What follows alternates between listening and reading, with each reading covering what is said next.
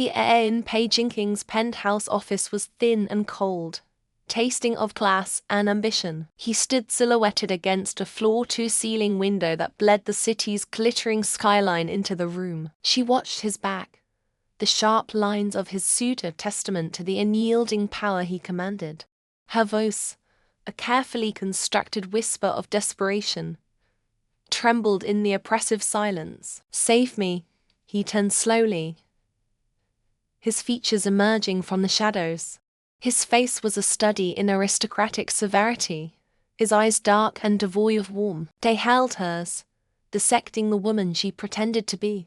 His reply was not a promise, but a statement of fact, delivered with the resonant finality of a gavel strike. "I'm here to save you." And with that, the pact was sealed. Gu Qingqing died in that moment, and Man Qing was born into a war.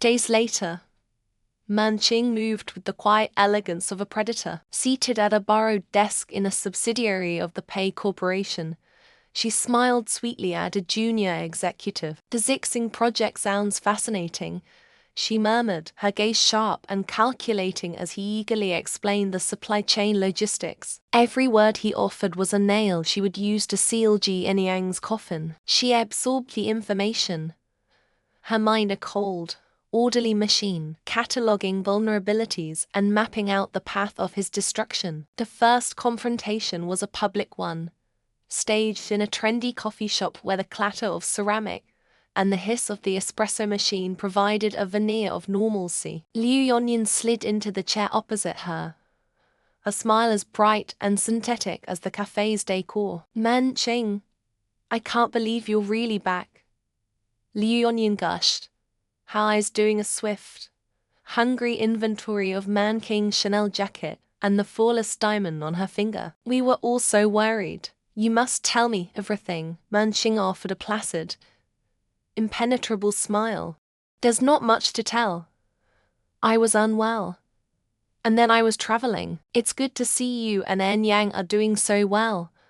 Her tone was polite, a silken sheath over a blade of ice. She could feel Liu Yonyan's probing curiosity, the thinly veiled jealousy churning beneath the friendly facade. Liu Yonyan wanted to find a crack, a flaw in this new, polished version of the woman her lover was once engaged to. Man Qing gave her nothing but a flawless surface to reflect her own insecurity. Later that evening, in the sleek, impersonal apartment Pei Jinqing had provided, the mask began to slip. The panoramic view of the city felt less like a luxury and more like a cage. Seated at her vanity, Man Qing applied lipstick with a surgeon's precision, outlining the lips that were not her own. A flicker of raw resentment crossed her face, her knuckles white as she gripped the gold tube. His voice from their call that morning echoed in her mind, cold and authoritative, stripping her of all agency. "The Zixing contract is ready. You will deliver it to Gu Qion tomorrow morning. You're not allowed to disobey me." He wasn't saving her. He was owning her. She was his weapon, and a weapon does not have the luxury of its own will. She took a breath, smoothed the defiance from her expression, and capped the lipstick with a decisive click. The resentment was fuel. She would use it. The next morning, she walked into the Mercury Corporation headquarters, the building that once represented Ji Enyang's triumph. She handed a sleek file to Gu Qion, a distant cousin of the real Man Qing, and the current, beleaguered CEO of his family's company. Her smile was a masterpiece of subtle insinuation. "Qion, Mr. Pei asked me to give this to you. A proposal related to the Zixing project. He said it was urgent." She let the lie hang in the air, knowing it was the perfect bait. The trap sprung 24 hours later in a tense, sterile boardroom. Gu Qion stood at the head of the long, polished table, his demeanor calm but his authority absolute. He slid a contract across the gleaming surface toward Ji Enyang. "Mr. Ji." Gu Qion's voice was level, yet it cut through the room. "Can you explain why you've signed this binding agreement for the Zixing project, leveraging 50 million in company assets, without board approval? Jian confident smirk faltered. It's a major opportunity. A strategic partnership. It's a fraudulent contract with the Shell Corporation.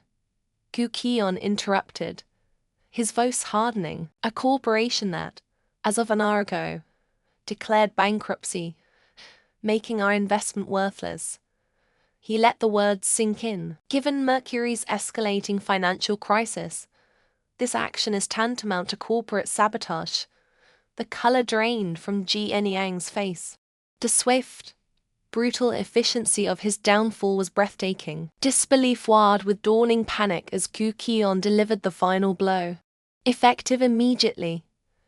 Your employment with Mercury Corporation is terminated. Security will escort you out.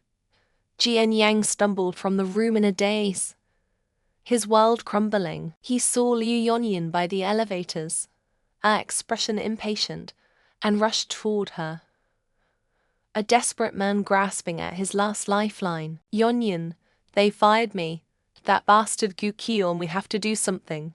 She pulled her arm from his grasp as if he were contaminated. Her eyes, which had looked at him with such adoration just yesterday, were now cold and devoid of any affection.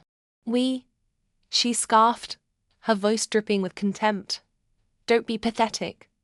Jian, I attach myself to a success story, not a disgraced fool who gets fired. My father will be furious about the money you coaxed out of him for your project. We're done. She turned, her stilettos clicking sharply on the marble floor, each sound a nail in his coffin. He was left standing there, his tailored suit suddenly seeming disheveled and cheap. As he was marched through the lobby by security, former colleagues averted their eyes, whispering behind their hands. He pushed through the revolving glass doors and onto the crowded sidewalk. The city roared around him, a blur of indifferent faces, blaring horns and hurried footsteps. He was just another piece of debris washed up on the shores of the metropolis, a broken man who had lost everything in a single, merciless afternoon. The polished mahogany of the private dining room reflected Jian's strained face, distorting his features into a desperate grimace. Across the table, Mr. Lin sipped his tea, the clink of porcelain against saucer, the only sound punctuating Jian's frantic pleading. He had staked everything on the Zixing project, diverting funds, making promises he couldn't keep, all for this one colossal gamble. And he had lost. Mr. Lin, please, Jian begged, his voice cracking, just a portion of the deposit back. A delay. Anything. The market shifted unexpectedly. Mr. Lin set his cup down with deliberate slowness, his smile thin and utterly devoid of warmth. Unexpectedly, or naively. A signed contract, Mr. G, is not a suggestion. It is a binding agreement. Your lack of foresight is a business expense you will have to bear alone. He gestured dismissively to the door, where two security guards stood impassively. We're finished here. Humiliation burned hotter than any anger. You can't just. It's millions. Jian shot to his feet, his chair scraping violently against the floor. This will ruin me. It already has, Mr. Lin said, turning his attention to the view from the window, as if Jian had ceased to exist. The guards moved in, their hands clamping onto his arms like vices. Jian struggled, his cries of protest and threats echoing through the opulent, hushed restaurant. Diners paused, forks halfway to their mouths, to stare at the spectacle of a man being physically torn from his last shred of dignity. The heavy doors swung shut behind him, silencing his shouts and sealing his fate. Hours later, the world had shrunk to the rim of a whiskey glass in a desolate, dimly lit bar. The amber liquid swirled, a maelstrom of failure. Each sip was a futile attempt to numb the memory of those pitying, scornful eyes. He was a joke. The ambitious Jian, the man who had stolen his wife's company and discarded her like trash, was now trash himself, thrown out onto the street. He stared into his drink, the reflection of a broken man staring back. Drowning your sorrows. How predictable, he flinched. Liu Yonyan slid onto the stool beside him, her crimson dress a slash of color in the gloom. She ordered a cocktail, her movements fluid and contemptuous. What are you doing here? He slurred, the words thick with alcohol and self-pity. Her laughter was like ice shards. Watching the final act. Did you really think I'd stick around for the curtain call on a tragedy of your own making? She took a delicate sip of her drink, her eyes dissecting him over the rim of the glass. I never loved you, Jian Yang. I loved the idea of what you could provide. But your ambition was always so fragile, so pathetic. You built your entire empire on the back of a woman you destroy, and you thought that made you strong. It made you a parasite. And now that the host is gone, you're starving. Her words, sharp and precise, flayed him open, exposing the hollow core of his being. She stood, smoothing down her dress. Enjoy the gutter. It's where you've always belonged. She walked away without a backward glance, leaving him alone with her venom and the crushing weight of his utter, complete failure. Across the city, in the serene, minimalist elegance of MQ Atelier, Manching adjusted a sprig of baby's breath in a vase. The center coming bomb, her new life, her new identity, felt as meticulously curated as the space around her. Then, the bell above the door chimed violently, and chaos stormed in. Her parents, the ones from Man King's sordid past, barged into the boutique. Her father was a greasy, desperate man with darting eyes. Her mother, a woman with a perpetually whining expression. They were a tornado of cheap cologne and loud, grating demands. Man Ching. There you are, her father shouted, his voice echoing in the chic, quiet space. Customers froze, and her staff exchanged nervous glances. Hiding in this fancy place while your own father suffers. Man King's spine went rigid. She plastered a calm, detached smile on her face, the face of a stranger. I believe you have the wrong person. Don't you play dumb with me. Her mother shrieked, waving a stack of papers. Gambling debts. All because of the stress of you abandoning us. The man beside them, a sleazy, older gentleman with a predatory glint in his eye, stepped forward. This was Mr. Chen, the loan shark. Her father grabbed her arm, his grip surprisingly strong. Mr. Chen has been very understanding, he said, his voice dropping to a conspiratorial, oily whisper. He's willing to forgive the debt if you're willing to be a good, dutiful daughter and keep him company for a while. The words struck her with the force of a physical blow. Betrayal, sharp and sickeningly familiar, called out her throat. This was the abyss she had climbed out of. They were trying to sell her again. The carefully constructed mask of Man Qing finally cracked, and the raw fury of Gu Qingqing blazed in her eyes. Family, her voice was dangerously low, trembling with years of repressed pain and rage. You abandoned me in an orphanage. You reappeared only when you thought you could bleed me dry. You call this being a father? She wrenched her arm free. You are nothing to me. Get out. Just as her father lunged for her again, a cold, authoritative presence filled the doorway, silencing the entire room. Pei Jinking stood there, his tailored suit immaculate, his expression glacial. He didn't raise his voice. He didn't have to. His gaze swept over the scene, landing on the lecherous Mr. Chen with an intensity that could freeze fire. Is there a problem here? He asked, the question a quiet, deadly threat.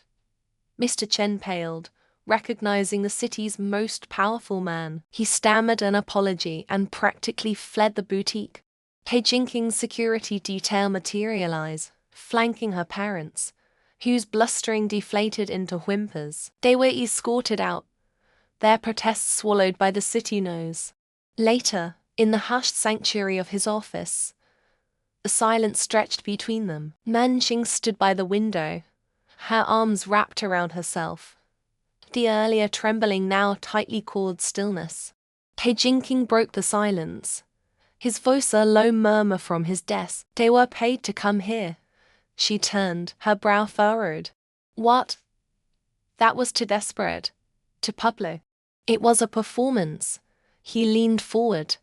His fingers steepled. It has Liu Yonyin's fingerprints all over it. She couldn't break Ji Anyang's finances without my help. So she's testing your weaknesses instead. She wanted to see what would make you crumble in public. He paused, his gaze pinning her. She's trying to expose you. The chandeliers of the Gu Group's anniversary gala dripped crystal light onto a sea of tailored suits and shimmering gowns. Man Cheng, a vision in sapphire silk, navigated the polished crowd with a practiced smile, the very picture of serene elegance. That her composure was a fortress, and its walls were being tested. Gu Kion, her late cousin, and the brother of the woman she once was, cornered her near a champagne fountain, his smile as smooth and dangerous as black ice. Miss Man, he began, his voice a low purr that did nothing to mask the predatory glint in his eyes. You know, you bear a striking resemblance to someone I once knew. My late cousin. Chinking.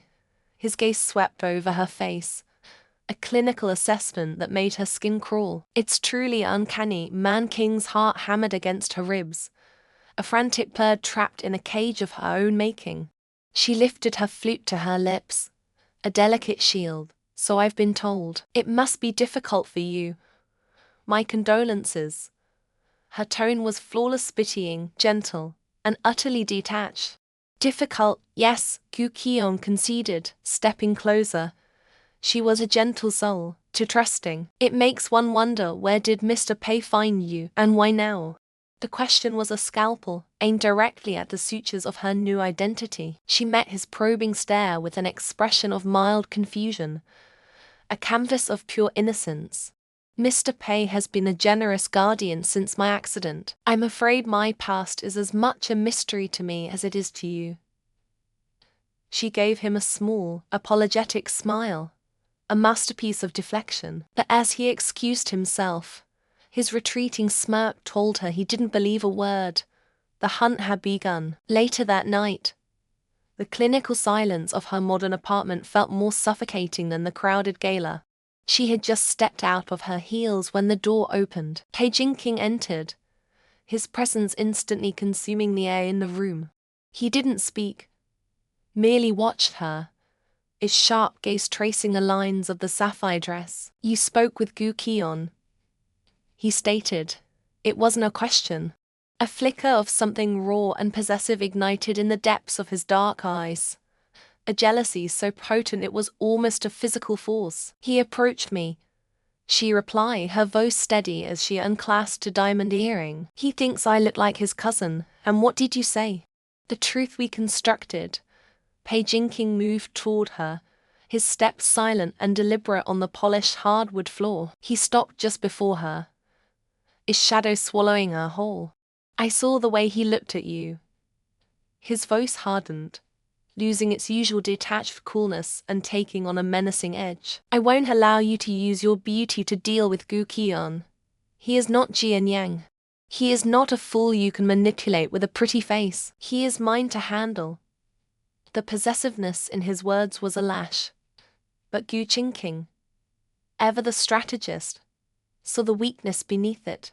She saw the crack in his glacial control. Tilting her chin up, she let a provocative smile play on her lips.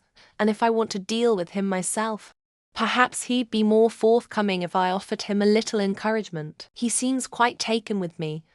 She was testing him, pushing at the invisible bars of their agreement, wanting to see if the man beneath the puppet master would finally show himself. His jaw tightened. For a moment, she thought he would grab her, but instead, he simply held her gaze, his eyes burning with an emotion he refused to name. Don't, was all he said.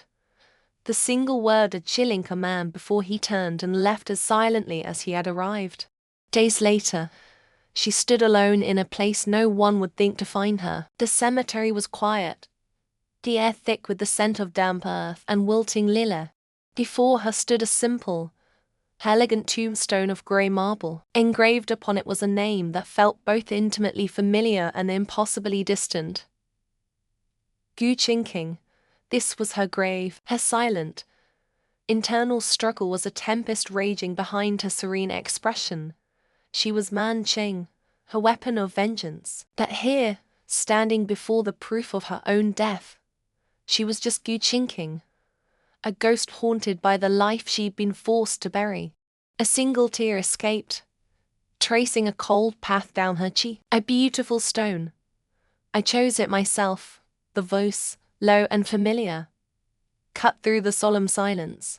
He Jinking stood a few feet away, a stark silhouette against the pale afternoon sky. He looked at the grave, not at her, his expression unreadable.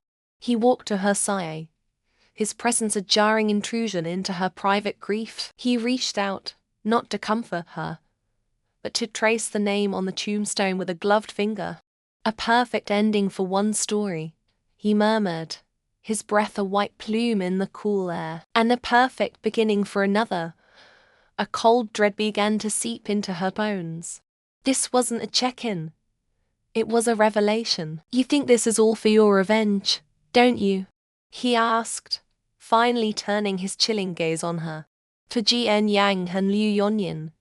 He gave a short, humorless laugh. That was merely a convenient catalyst, a shared objective to ensure your compliance. He leaned in, his voice dropping to a conspiratorial whisper that felt like a death sentence. The real reason I chose you, Gu Qingqing, is because I needed a face. Her face. The world tilted on its axis. The carefully constructed walls of her new reality crumbled into dust. Her face, she echoed, her voice a hollow whisper. A wave of profound, sickening shock washed over her. It wasn't just a coincidence. It wasn't a random choice. He had sculpted her, molded her, erased her, to create a living effigy. The full weight of his manipulation crashed down, and she realized with soul-shattering clarity that she was not his partner. She was his project, a substitute. Man Qing, he confessed, the name sounding both like an explanation and a prayer on his lips. Man Qing is my fiancé, the real Man Qing. She disappeared 2 years ago. He looked at her then, truly looked at her, but his eyes were seeing someone else. The obsession was stark, naked and terrifying. I made you look like her because I needed to see her again.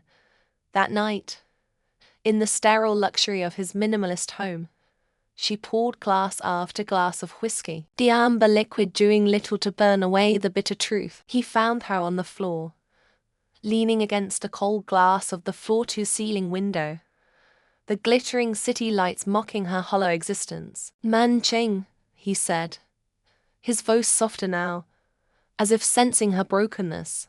She flinched, a raw, wounded sound escaping her throat. Drunken vulnerability shattered her hardened facade. The pain of Gu Qingqing, raw and unfiltered, erupted to the surface. Don't call me that, she screamed, scrambling away from him. That's not my name. She pushed at his chest as he tried to help her up, her palms hitting the expensive fabric of his suit. I'm not her. I'm not your fiancé. I'm not the ghost you can dress up in another woman's skin. The bitter truth was a poison, and it was finally killing the last vestiges of the woman she thought she was becoming. She was a lie, a fabrication, a tool for a grieving man's obsession. And in his house, with his fiancé's face, she had never been more alone. The sterile piece of the house, a gift from her half-brother Gu Qian, was a fragile thing. Gu Qingqing, living as Man Qing, had just begun to breathe within its walls when the front door crashed open, shattering the quiet. Liu Yonyin stood framed in the doorway, her designer dress a stark contrast to the raw, unhinged fury contorting her face. You shameless bitch. Liu Yonyin's voice was a venomous hiss. First Jian Yang, now Gu Qian. You think this house is yours? This is Gu family property. You're nothing but a parasite, clinging to any man who will have you. Man Qing remained still, a teacup posed midway to her lips. She had anticipated this confrontation, but the sheer velocity of Liu Yonyin's hatred was still a shock. This house was a gift, she stated, her voice a calm counterpoint to the storm before her. Your business is with Jian Yang, not me. A cruel, knowing smirk twisted Liu Yonyin's lips. Oh, I have business with you. You think I don't know what you are? She advanced into the room, her heels clicking like gunshots on the polished floor. I know all about you and Jian Yang. I know about your pathetic, desperate gains. She leaned in close, her whisper a blade of ice against Man King's ear. I even know how he kissed you in the mortuary, right after identifying your pathetic, burned body. He told me everything. The world tilted. The mortuary, the final, grotesque betrayal by Jian Yang was a secret she thought she'd carried alone. That Liu Yonyin knew that she had been a confidant to that desecration confirmed the chilling depth of her involvement. The blood in Man King's veins turned to ice. Before she could process the revelation, Liu Yonyin's hand shot out, grabbing her arm in a brutal grip. Panic flared, hot and sharp. Let go of me, Man Qing struggled. But Liu Yonyin was possessed by a manic strength. She was dragged from the house, the elegant facade giving way to the harsh afternoon sun. A nondescript van waited at the curb, its side door sliding open to reveal a dark, cavernous interior. Man Qing was thrown inside with a force that knocked the air from her lungs. The door slammed shut, plunging them into a suffocating darkness that soon gave way to a desolate, abandoned warehouse on the city's forgotten fringe. The air was thick with the acrid stench of gasoline.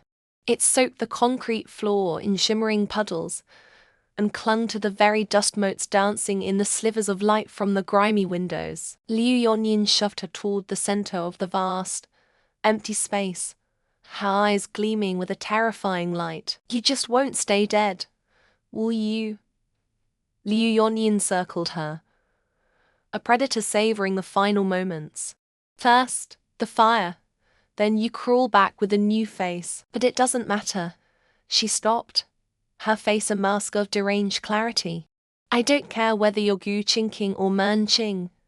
You're a ghost that needs to be put to rest for good. You must die. Anyway. A cold dread coiled in Man King's stomach. This wasn't about jealousy anymore. This was psychosis. Liu Yonyin's hatred was indiscriminate, a wildfire that would consume anyone standing in its path. From her pocket, Liu Yonyin produced a matchbox. The rasp of a match striking the box was deafening in the silence. A tiny flame bloomed, reflecting a dozen times in her wide, crazed eyes. Goodbye, she whispered, just as her arm arced back towards the match. The warehouse doors exploded inward with a deafening screech of tortured metal. A black sports car, headlights blazing like the eyes of a vengeful beast, had rammed through the corrugated steel. The engine died, and from the driver's side emerged a silhouette of pure, controlled rage. Pei Jingqing, his eyes, burning with a glacial fury, locked onto Liu Yonyin. He moved with a speed that was almost inhuman. He didn't shout, didn't hesitate. Into long strides, he was on her. His hand shot out, snatching the match from her fingers an instant before it could fall. With his other hand, he twisted her arm behind her back, the sharp crack of bone followed by her agonized scream. The match was crushed under his heel. He kicked a fallen gasoline can away from Man Qing, his body becoming a living shield between her and any remaining threat. He subdued the screaming, flailing Liu Yonyin with a cold, brutal efficiency, his face an unreadable mask of stone. The adrenaline receded, leaving Man Qing trembling, the phantom heat of the flames still on her skin. She stumbled forward, her legs threatening to give way, and collapsed against Pei Jingqing's chest. He wrapped a powerful arm around her, pulling her tight against him. She clung to him, burying her face in the fabric of his expensive suit, inhaling the clean, familiar scent of his cologne mingling with the smoke and gasoline. No words were needed. In the taut silence of the aftermath, a silent understanding passed between them. He had come for her. He had saved her. Later, the harsh lights of the warehouse were replaced by the muted quiet of a private hospital room. The scent of antiseptic had replaced the gasoline. Manqing lay against the pristine white pillows, a bandage on her wrist where Liu Yonyin's nails had broken the skin. Pei Jinking sat by her bed, his focused gaze never leaving her. He had been silent for a long time, the fury in his eyes slowly dissolving into something deeper, more complex. "If I don't save you," he said finally, his voice a low, rough murmur, "who will?" The words were laced with a protective tenderness that startled her. They were a question, a statement, and a promise all at once.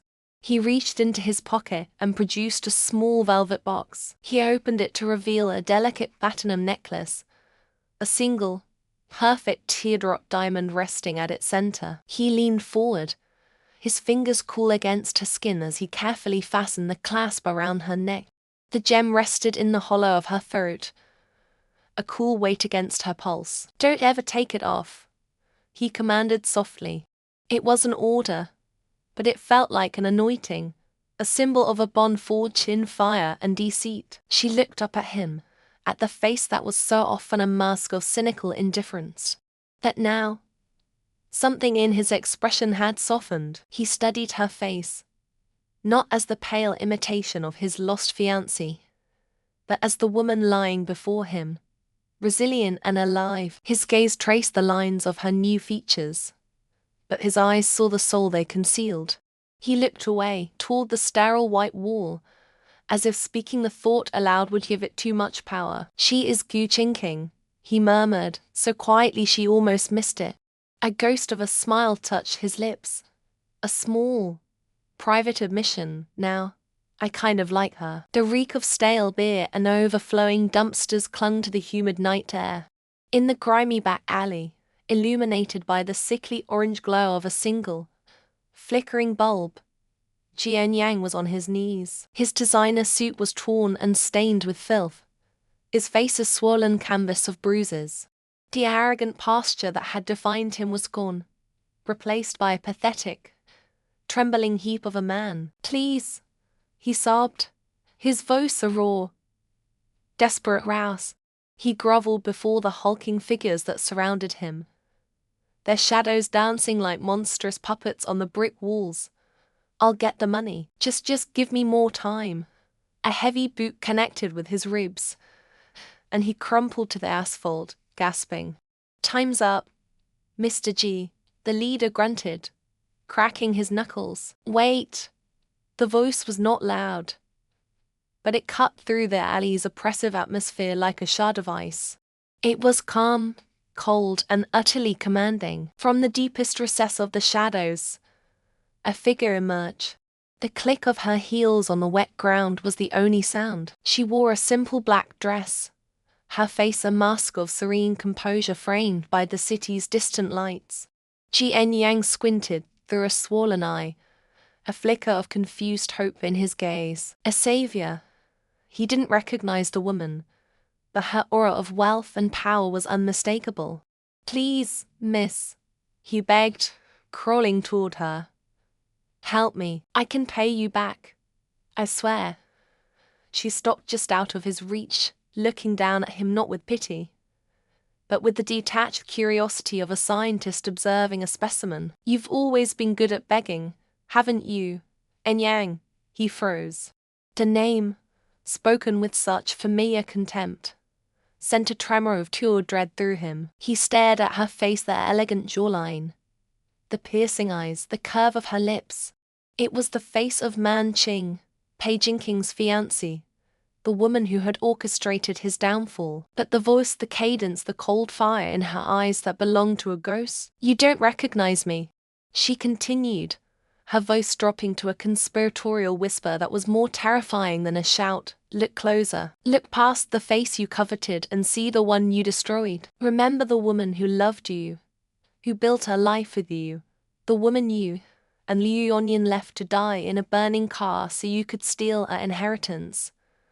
The blood drained from Ji Enyang's face, replaced by waxy, spectral pallor. His breath hitched, his mind struggling to connect the impossible. Gu Qingqing, he choked out, the name a poison relic on his tongue. I'm Gu Qingqing, she affirmed, each word a hammer blow against the coffin of his life. You took everything from me. My home, my family's company, my life. You thought a fiery crash and a misidentified body would be of it. She took a step closer, her shadow engulfing him. It was only the beginning. Horror, stark and absolute, contorted his features. This was not a rescue. It was a reckoning. The woman before him was not Man Qing. She was a vengeful spirit returned from the grave. Wearing another's face, she turned her gaze to the loan sharks, who watched the exchange with a brutish, simple interest. Her command was devoid of emotion, as clinical as a surgeon's instruction. He cost me my life. The pain should fit the crime. Make him remember it.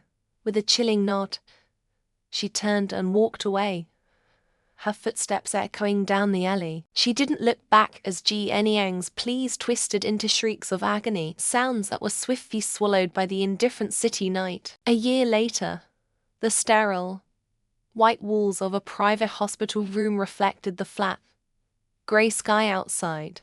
The only sounds were the rhythmic beep of a heart monitor and the gentle hiss of a ventilator. Ji Enyang lay in the bed, motionless.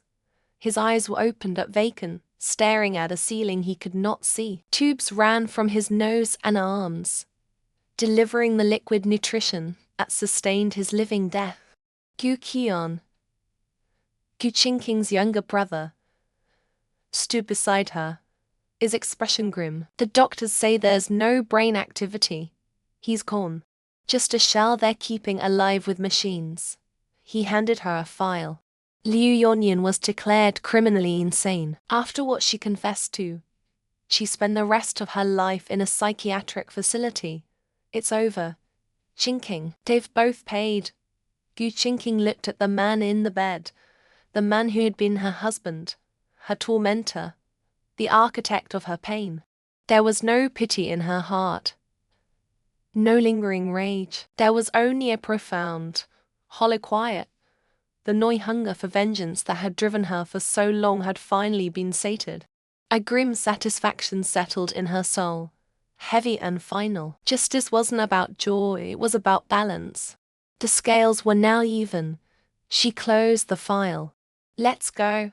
That evening, she stood on the wraparound balcony of Pei Jingqing's sleek penthouse. The city glittered below, a sprawling galaxy of lights that had once seemed so threatening, so unconquerable. Now, it was just a view. She had reclaimed her assets. Her name, though she still went by Man Qing to the world and her life. The war was won. The glass door slid open, and Pei Jingqing stepped out, a glass of whiskey in his hand. He came to stand beside her, the silence between them comfortable, yet charged with unspoken questions. For months, they had been partners in a meticulous campaign. Now, the campaign was over. So, she said, her voice soft but clear above the distant hum of traffic, the contract is fulfilled. Ji Enyang and Liu Yonyan are dealt with. Gu Qingqing has had her justice. She turned to face him, her eyes searching his in the cool moonlight. What happens now? Jingqing, what about Man Qing? The question hung in the air, potent and heavy. Was she still just a stand-in, a ghost wearing the face of his lost love? His gaze was intense, unwavering. The real Man Qing is gone, he said, his voice a low timbre. I've known that for a long time. The woman I made this deal with, the woman who fought her way back from the ashes, that's who is standing in front of me. A palpable tension crackled between them. It was the friction of two powerful wills, of unspoken desires colliding with a history forged in deception and mutual need. The line between their arrangement and their reality had blurred so gradually they hadn't noticed until this very moment, standing on the precipice of an unknown future. "And what do you want from her?" she pressed, her heart hammering a steady, insistent rhythm against her ribs. He closed the distance between them, his presence filling her senses. He gently took the file from her hand, setting it aside on the balcony railing. His fingers brushed against hers, sending a jolt of warmth through her. "I want to break a rule," he murmured, his eyes locked on her lips. A ghost of a smile touched her mouth. The first rule of their partnership, established on the very first day, had been pragmatic and clear. No kissing. This is business, not pleasure. It was a boundary meant to keep their complicated arrangement from becoming impossibly messy. "Rules are meant to be broken," she whispered, her voice barely audible. That was all the invitation he needed. He cupped her face in his hands, his touch surprisingly gentle, and lowered his head. His lips met hers, not with the possessive fire she might have expected, but with a tentative reverence, a slow exploration that spoke of months of restrained longing. It wasn't a kiss of contract or convenience. It was a kiss of confession, an admission of something real and profound that had grown between them in the shadows of their shared revenge. She leaned into him, her hands coming up to rest on his chest, feeling the steady beat of his heart beneath her palm. The tension that had coiled inside her for years finally, irrevocably unspooled. The weight of her past, the ghosts she had carried, they didn't vanish, but they receded, making room for something new, something hopeful. When they finally broke apart, they remained close, foreheads resting together, breathing the same cool night air. For the first time since she had caught her way back from the grave, Gu Qingqing allowed herself a rare, genuine smile. It was not the smirk of a victor or the weary grimace of a survivor. It was a smile of release, of quiet, unburdened happiness. Her revenge was complete. Her past was at peace. Her future was uncertain, but it was hers, inextricably and willingly linked to the enigmatic, complicated man who had given her a new face, only to fall for the soul behind it.